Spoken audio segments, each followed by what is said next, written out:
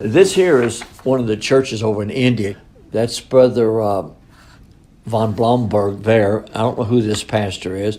That's Brother Baxter, Dad, and myself.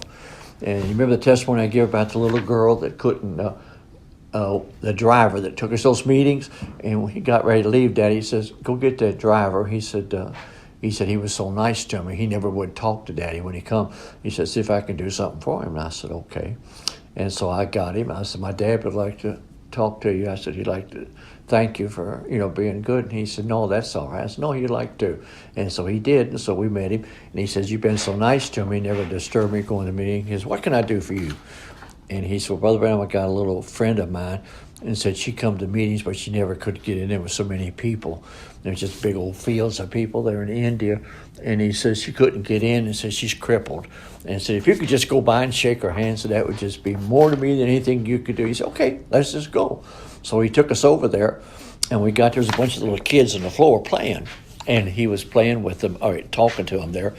And when he got there, this little girl was in a wheelchair.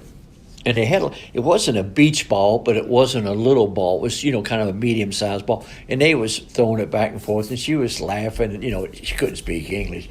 And so Daddy spoke through the interpreter. And he said, I'm Brother Branham, and he talked to him a little bit. And he says, do you like to play ball? He asked her.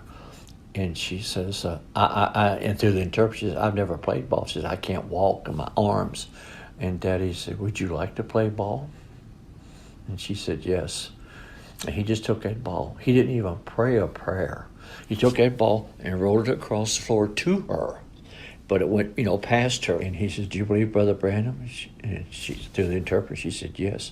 He said, in the name of Jesus Christ, go get me that ball. She come out of that wheelchair and went and got that ball. I'll never forget that. Just for her kindness to him.